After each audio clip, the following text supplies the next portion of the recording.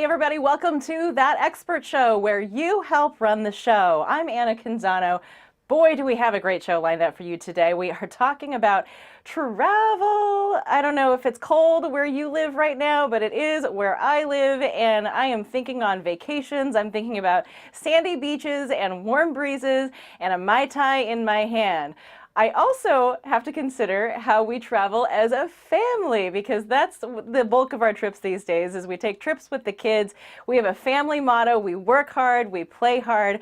But if you're like us, you don't have an inexhaustible amount of vacation to use. You don't have an unlimited budget. So we are always looking for ways to save money, and tips and tricks and strategies as far as the best time of year to go on vacation. Maybe it's not spring break or summer break. Maybe there's some other time of the year that is good. And as far as where to go, I mean, are there places in the world that we should be saving up right now to take our kids that will be an unforgettable experience, that will bond us as a family, and things that they'll think about long into their life? Our guest today is fantastic. She is the driving force behind KidTripster, which is an online family resource, which is a travel resource. She provides information and inspiration to families who want to travel all around the world. And she is an expert in family travel herself.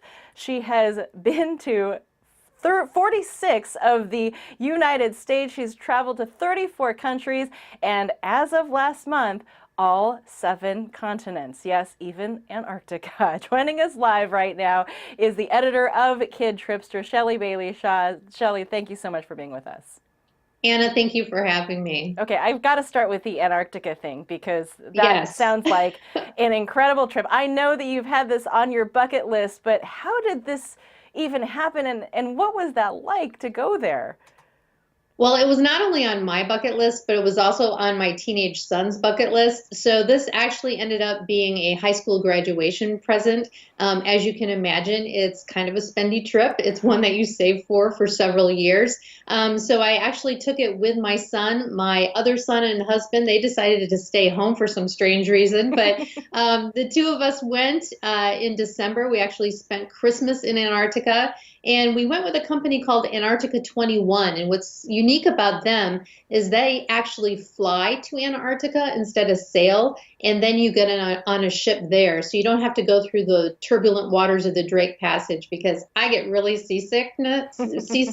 So that was like a non-starter for me. So it was an epic trip, and it's worthy of its bucket list status. I have seen your pictures from it on KidTripster, and boy, I don't know if we'll brave that someday, but it sure gives you some inspiration, something to think about for the future. You mentioned the cost of getting to Antarctica, and that's kind of where I want to start off, because I think for a lot of us, the cost of air travel is just a prohibiting factor. That's what leads a lot of us to, opt for the road trip instead. So what advice do you have for families that are trying to save money on air travel? And should you book through an entity like Expedia or one of those popular sites?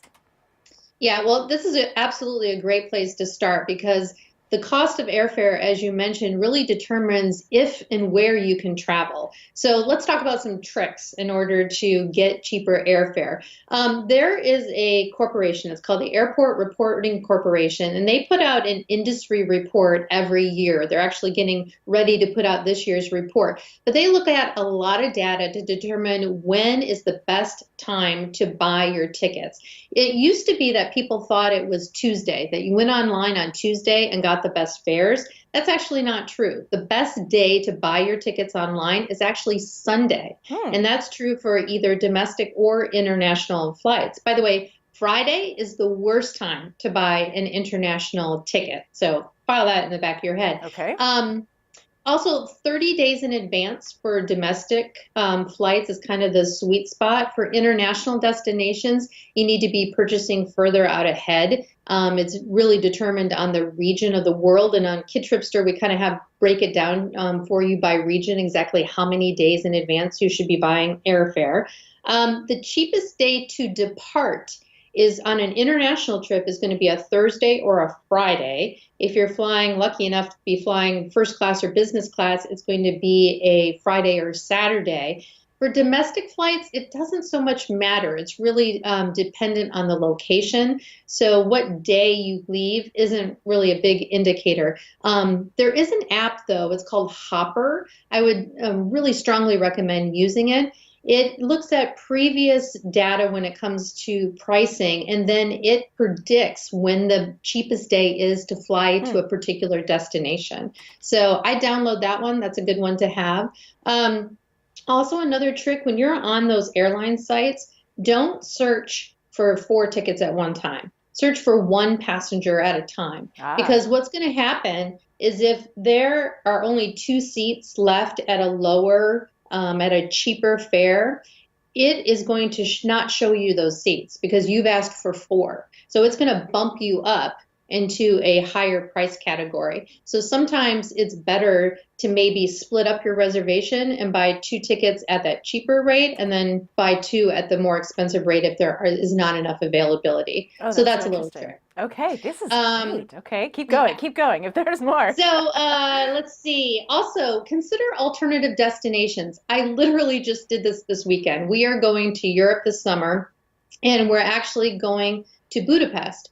But the best way to buy my airfare was actually to take a Delta flight to London because that was the cheapest destination in Europe for the day I wanted to fly. And I was able to find that out by looking at Google Flights because you can put your where you're leaving from and then leave your destination open and look and see, okay, where in Europe is going to be cheapest for me to fly? Then from London to Budapest, I could take advantage of one of the many budget carriers in Europe, and I got a $79 flight from London to Budapest. And so that was far cheaper to do it that way than to get a flight all the way through on Delta to Budapest. And it also worked out nicely because we're departing from a different destination. So we're going to be flying home from Dubrovnik. So I can get a cheap flight from Dubrovnik to London on, again, one of these budget carriers like Norwegian or Eurowings, or there's a whole bunch of them, and then fly Delta the rest of the way. So sometimes, breaking up the trip like that can save you a lot of money. There's also a website called AirTrex that I really like. They're actually a partner with KidTripster, and they specialize in multi-stop itineraries. So if you're doing a trip through Europe or let's say Southeast Asia where you're going from one city to another city to another city, those one-way tickets can really add up. But AirTrex somehow magically finds a way to save you money. We just booked a flight from Ireland, and on the way back, I wanted to stop for a stopover in Iceland for 4 days. I actually saved $900 on 2 tickets by booking it through AirTrex on Iceland Air as opposed to booking it on Iceland Air itself. So, how did that happen? I don't know, but I saved $900. So it's worth trying to use some of these sites. You asked about the third-party sites like Kayak or Expedia or whatever. Yeah. I use those sites for research. I'll go on there and sort of look to see what airline is offering, the best price. But then I actually go to that airline's website to purchase the tickets. I do that because if you have any sort of issue with the tickets, like you have to cancel or you have to change or something goes wrong with the flight, it is very difficult to work through a Kayak or an Expedia or a Travelocity or, Trivago. I find that it's much easier to work through the airline directly. So use those sites as research, but I'm not a big fan of actually booking on those sites. That makes a lot of sense because you don't want to have to deal with the middleman, the middle party in trying to make a change there. Right. You're talking about some fantastic places all around the world, very inspiring. But I think for a lot of families, the reality is that their big trip that they save up and plan for, especially if they've got little ones, is a Disney World or a Disneyland trip. So what advice do you have as far as the Disney trips, and is there a better time of year than others to go? I'm assuming summer vacation's really busy. Yeah, well, it's funny. With the cost of a Disney trip these days, you could go to Europe for less. I mean, let's not kid ourselves. Disney and even Universal, these are pretty expensive trips. And I often get this question about when is the best time to go to Disney in order to, 1, save money, and 2, avoid the crowds. And I'm here to tell you there's not good news because Disney has cracked the code. And what they have done is they have sort of guaranteed that they're always going to have a full park. And they've done that two ways. Number one, they've planned a ton of special events during some of their slower periods in order to entice more families to come. It's working. And number two, they've started using something called dynamic pricing. So if you were to go on to the Disney World site and buy tickets, you're going to see that the ticket price is different depending on what day you want to go. What? So on the days where they tend to have slower traffic, they're going to charge a little bit, not a lot, a little bit less in order to fill up the park. And conversely, on the days where they typically have a lot of people in the park, like spring break and summer holidays, like you were mentioning, those prices get jacked up to sort of entice people to go to some of these other dates. So the reality is the parks are going to be busy no matter when you go. So you might as well just go at the time that makes the most sense for your family. I will throw this out there though. Booking a Disney vacation has become so complicated. It's one of the circumstances in which I think it really pays to use a travel agent. And I would use a Disney specific travel agent. They're actually called authorized Disney agents. And these people know the parks inside and out. And they're going to be able to maximize your time in the park so you get more for your money. The wonderful thing about this service is it doesn't cost you anything extra. Disney picks up the tab on that, the commission. So you get their expertise, but you don't have to pay more. And, there's a company that we recommend. It's called Magic Family Getaways. I've personally vetted them, and I think that they do a really good job in saving you time, money, and your sanity, because planning a Disney vacation can be complicated. I would never think to use a travel agent in planning a Disney vacation. So I wouldn't do it without. Yeah, okay, good to know. We also have a question about taking kids out of school to travel. This is something that I think a lot of parents think about doing, but they're hesitant to do it because it feels like it's wrong. But what's your thought on that, and what's your experience with that? I have some fairly strong feelings about this. First of all, if you are a parent of younger children, let's say 5 and under, hear me now. I'm a mother of 2 teenagers. I've lived this. Absolutely travel with your kids right now in periods of time where other kids are in school. So do not take vacations during spring break, the bulk of summer, and certainly not during holidays. You have the rest of the year that you can travel, and it's going to be far less money for you, and you don't have to fight the crowd. So September, October, great time of the year to vacation with little ones. May, April, also great times to be vacationing with little ones. Now, if you're in the elementary school years, I say take a week off school and go during a non-peak period. You're going to save a lot of money. First of all, you're going to be able to travel more. And I really think that travel is an education, especially if you're going someplace international. I think it's totally justified in taking a week off of school. As you move into the middle school years, it becomes more difficult, as you know.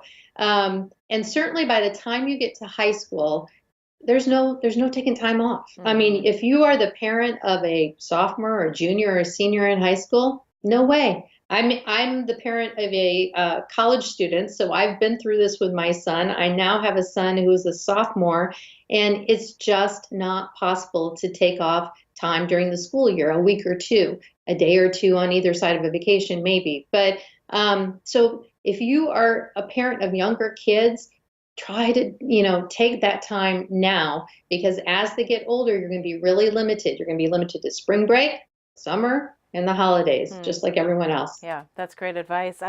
If you can, we'll take some questions now from the various social media accounts, because I have posted about our topic today.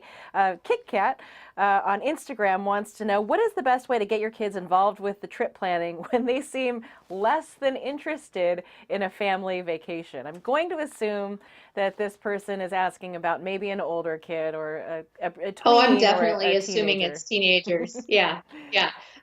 This is a great topic, and actually on KidTripster, we just wrote an article entitled traveling when teens don't want to travel with you. Basically the story of my life. But so yes, I mean, I think there's some really concrete things you can do to get your kid interested in traveling. And first is to recognize, why is it that they don't want to travel with you? It's not you. It's a condition I call FOMO, or people call FOMO, the fear of missing out. And it's not the fear of missing out on these great travel experiences. It's the fear of missing out on time with their friends at home. I speak from personal experience. My 16-year-old, when we are, preparing to go on a week or two trip, I get a lot of pushback because he wants to be at home with his friends. So a couple of things you can do. First of all, involve them in the planning. Absolutely. Give them a say.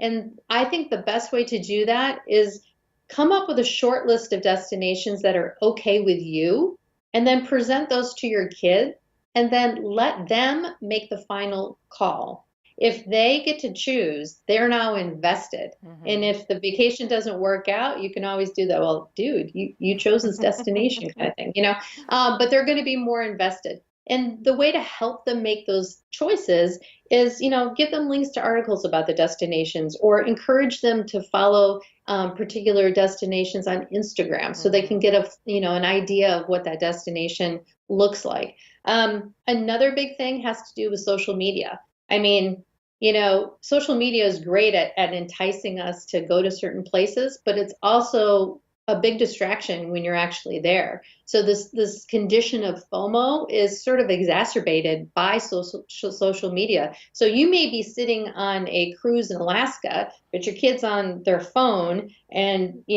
they're seeing what their friends are doing, and they're not as connected to you or the vacation. So be the bad guy. Go cold turkey on the social media if you have to, or better yet, this is my little trick.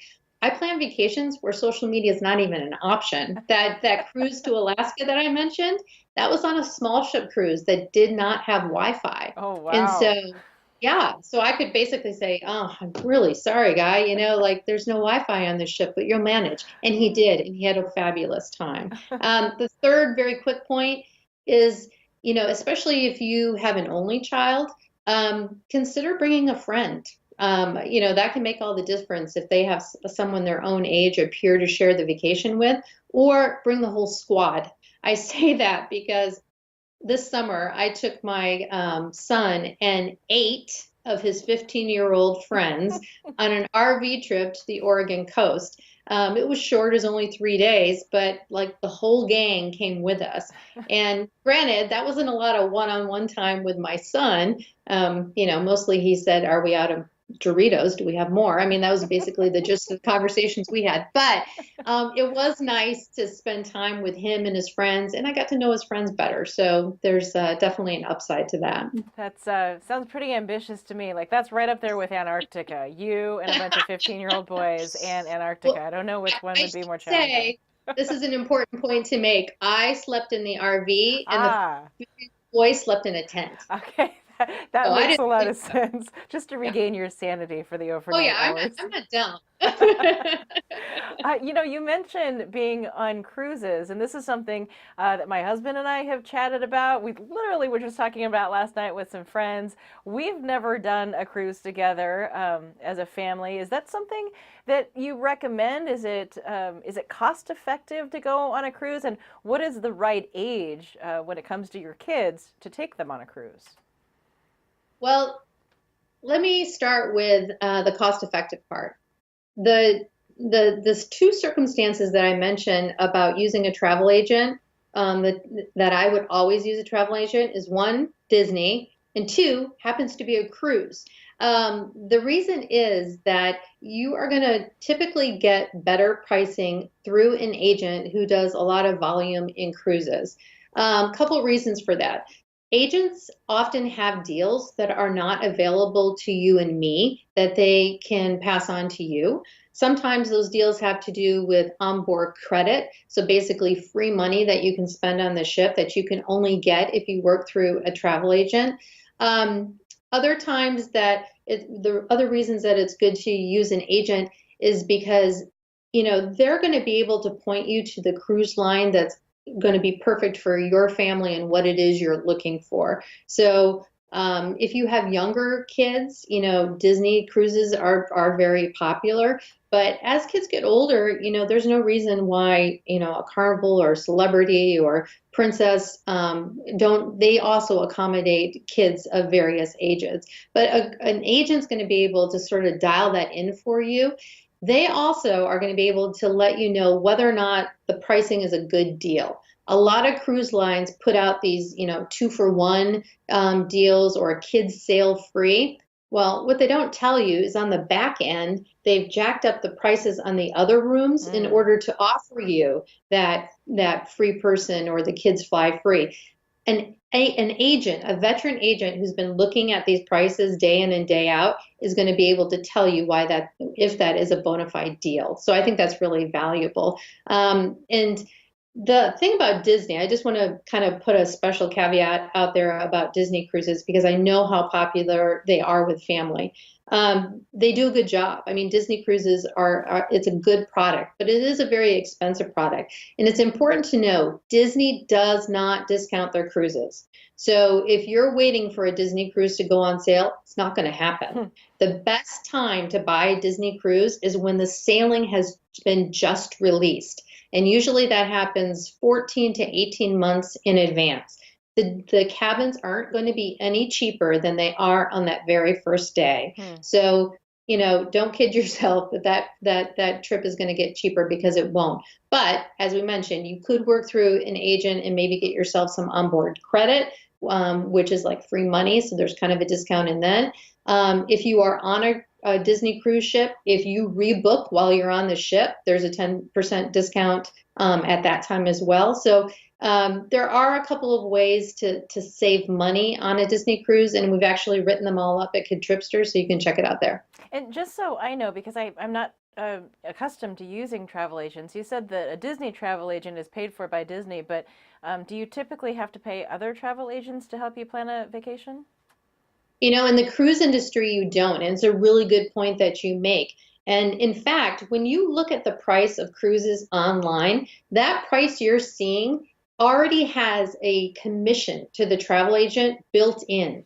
So if you go on and you book a cruise yourself, basically you're giving the cruise line that commission to pocket for themselves. The cruise line is paying the commission for the travel agent. You're not paying any extra. And as long as we're on the subject of cruises, everyone thinks of big mega ships, right? Yes. And in these cruise lines. I actually am a proponent of small ship cruising. I think that for the right family, that experience can be really enriching. And what I mean by that is there are cruise ship lines that the ship is smaller. We're talking like 200 feet, and there's only maybe 75 passengers on board. Now, if you're the kind of traveler who's looking to go on a cruise with your family and have the kids spend most of the day in the kids club while you get some, time by yourself, R&R, the big ship cruises are for you. Absolutely. But if you're looking for more of a situation where you're actually spending quality time with your kids, especially if they're older, I really like small ship cruising because there aren't all those bells and whistles. There are no pools. There are no kids clubs. There are no rock climbing walls. It's all about nature usually and experiencing that nature together. And so I've actually been on 4 small ship cruises, these expedition cruises, in Alaska through the Inside Passage with Alaskan Dream. Another company is Uncruise. Uncruise is the name of the company. They do Alaska, they do Hawaii, they do Sea of Cortez, they do Panama and the Galapagos Islands.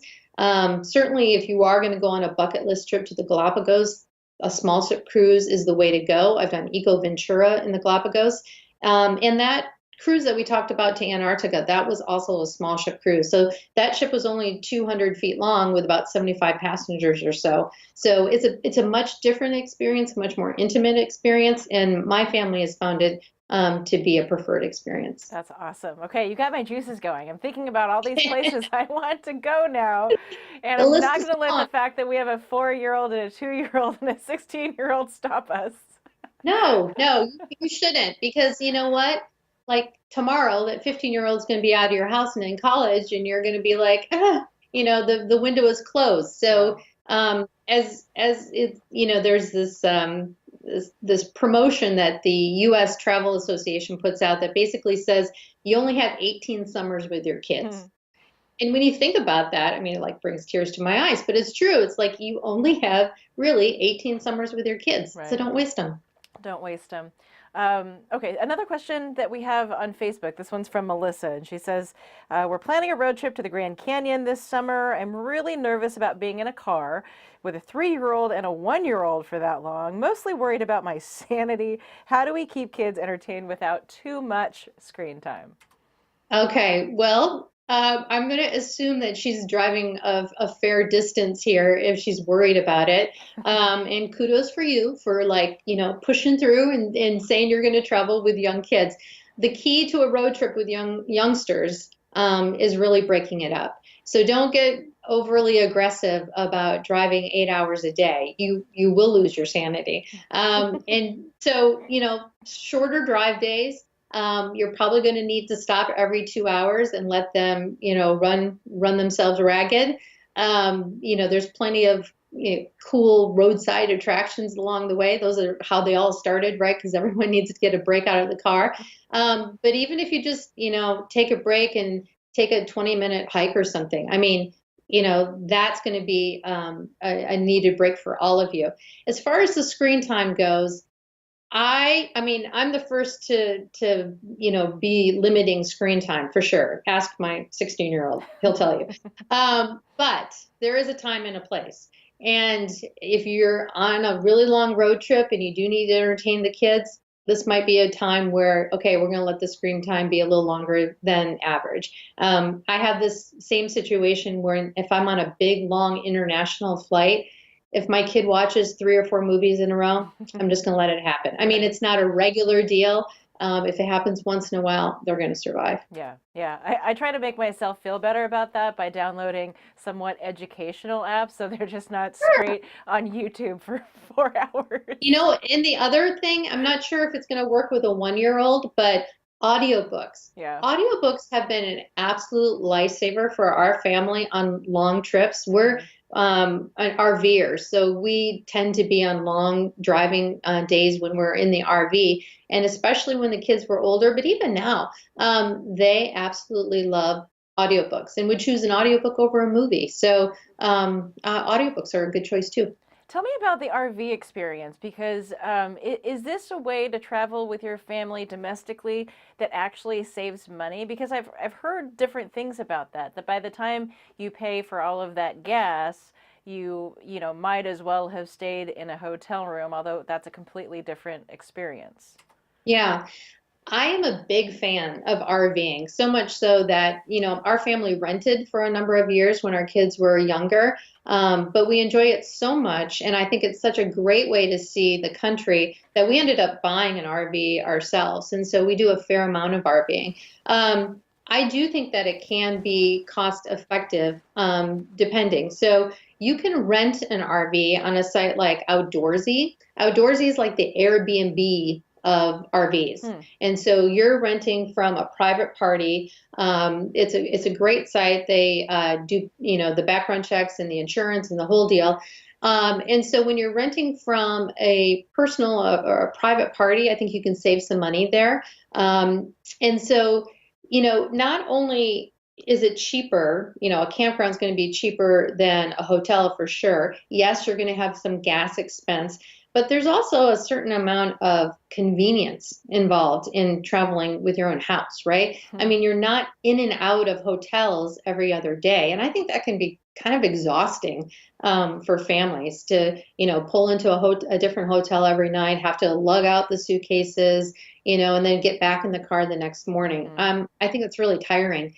And so with the RV, your stuff goes with you and you don't have that kind of anxiety. I also think it's a great way to explore our national parks. I think that the national park system in the United States is, primo. It's like, maybe one of my most favorite things about traveling in the United States.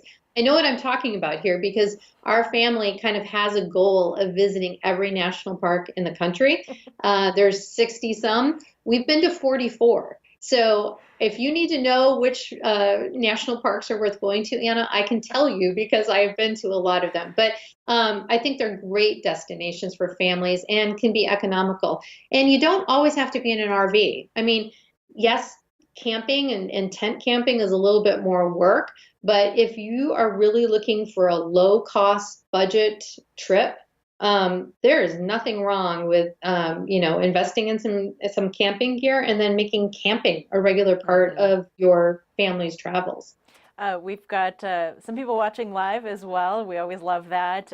Jody has posted a question live on Facebook. She wants to know, what are your ideas or what are the best locations when it comes to traveling with a toddler? Hmm.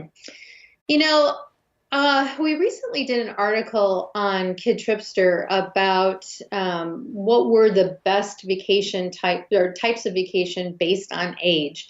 And one of the things that came out of that was that from a value perspective, a resort vacation versus a cruise vacation is going to be better for younger kids. Conversely, if you had teenagers, a cruise vacation is actually a better value versus resort. So I think for toddler age, the resort vacations make a lot of sense because, you're not as willing to be going from place to place to place to place. All that change and all that travel can be stressful. So if you sort of base yourself at one property, preferably a property that has a pool, maybe it's on the water somewhere. There are other activities that are all right there. I think those vacations can be really enjoyable because again, at that age, you're looking to spend time with your kids. It doesn't matter so much where that time is, in my opinion. Is there a particular resort or two that comes to mind when you're thinking about younger kids? I think that distance might play a big factor in that. There's plenty of great resorts in Florida.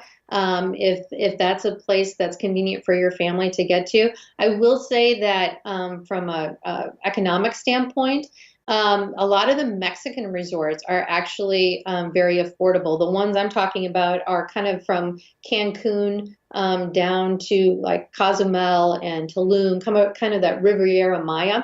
The reason for that is that there's been a tremendous amount of development in that area in the last couple of years. So there's a lot of all-inclusive resorts packed into that area. So they're competitively priced. So, if you're in a spot, maybe you live in Southern California and a flight to the Yucatan Peninsula is fairly short and not that expensive, I think those resorts are good choices. Do you have a strong, you're talking about resorts, so what comes to mind is all-inclusive versus not. Do you have a strong preference on the all-inclusive where your food and drink is included, or do you think that's not really worth that?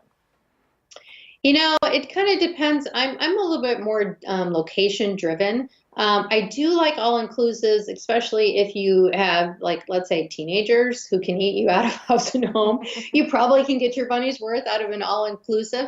But those resorts too have a lot going on the property. So if you have teenagers, there's usually like a teen lounge. They'll have activities in the evening. They'll also have a kids club for the younger ones, and they're more often going to have a kids club, right, at an all-inclusive. So if you want to drop the kids off for a couple hours in the middle of the day so you can go and get a spa treatment because it is your vacation too, then those are good options. So I do like the all-inclusive ones. They can be a tad on the pricier side.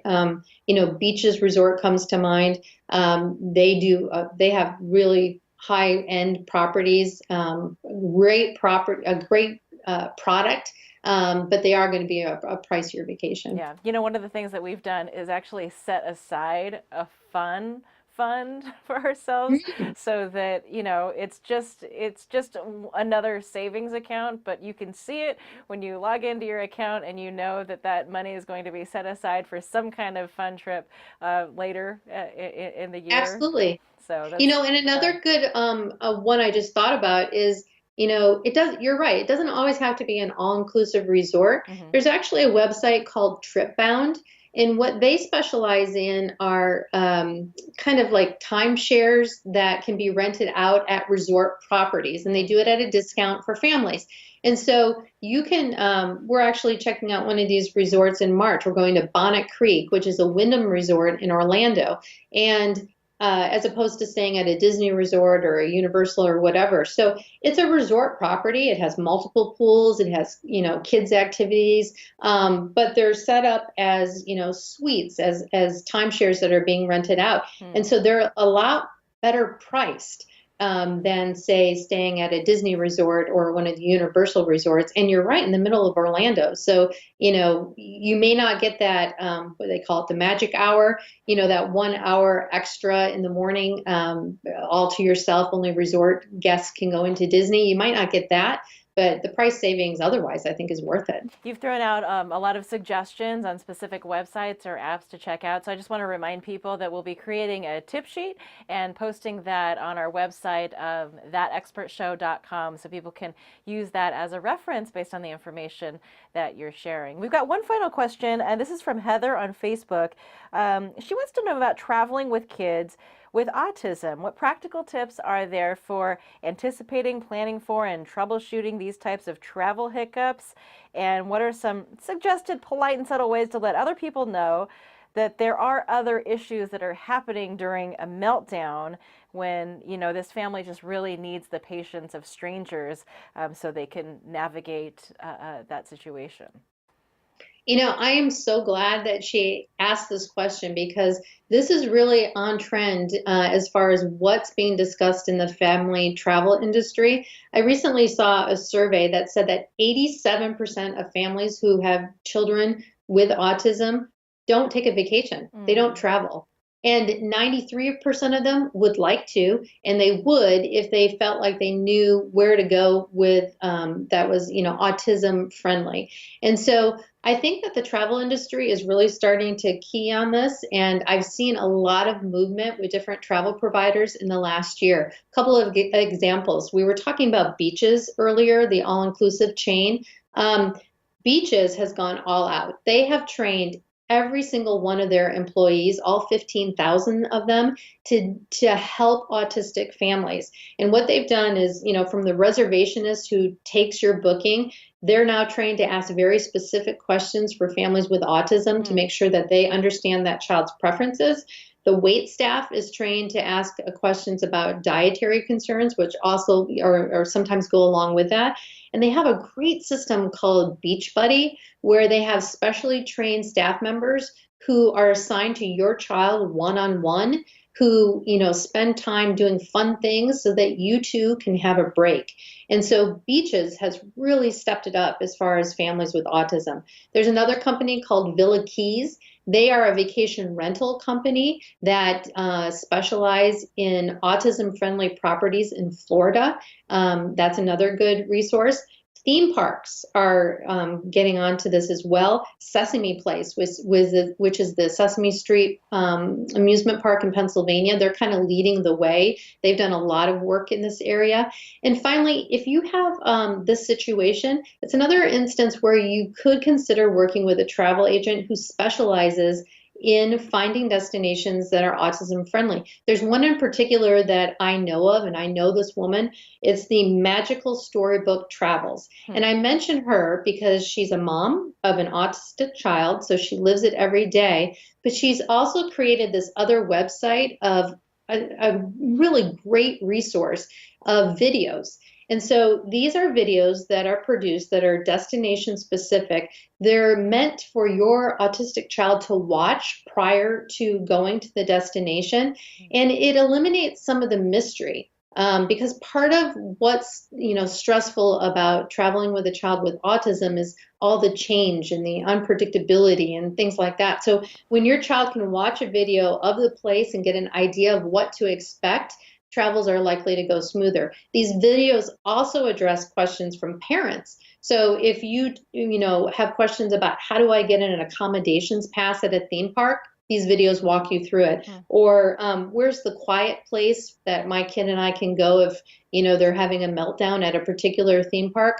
These videos answer that question. And so I think that's a good resource. Lastly, I think one of your viewers might have mentioned this as well. A lot of families who travel with autistic children carry business cards that basically say that my child is on the spectrum. So if you're in the middle of a kind of a meltdown situation on an airplane or at a restaurant, and you're getting those looks, right? You can hand that business card to those people so that you can communicate quickly that there's something else going on here that you may not see. And by doing that, you're likely to get, more understanding from the Yeah. person. And once they know that, oh, there's something else going here, because autism's tricky. Unlike, physical disabilities, it's Right. not always apparent what's going on. Hmm. So I know one of your viewers mentioned those cards as well, and I think they're a great idea. Yeah, that's a brilliant idea. Just effective and quick, and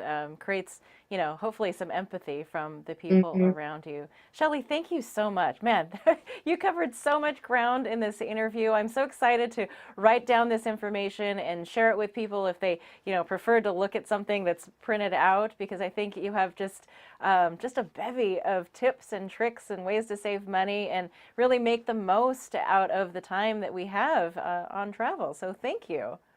No problem. We're big proponents of family travel at KidTripster, and here is a resource whenever needed. All right, Shellie, thanks so much. And thank you to the viewers who tuned in today. Thanks for watching this episode. Hope you got something out of it. I definitely feel motivated now to get some trips on our family calendar going. And again, starting to save money and figure out ways to do that efficiently. So would love your feedback. If you wanted to drop me a line, you can always do that on any of my social media feeds. I'm on Facebook at Anna Canzano, on Twitter and Instagram at That Expert Show. You may be watching us live. Hope you can do that. But if you are not, I know that life is busy and sometimes it's easier to catch things after the fact. We always post our interviews with our guests on YouTube, and we kick them back out to you as podcasts as well on Apple, Google Play, TuneIn, Stitcher, wherever it is that you listen to your podcasts. You can take us in that way, because sometimes it's just easier to listen as you're driving around and running errands and whatnot. But and you could also check out thatexpertshow.com for that additional content that I mentioned. But really glad that you could join us for this episode. Hope that you can join us for future shows of That Expert Show, where you help run the show.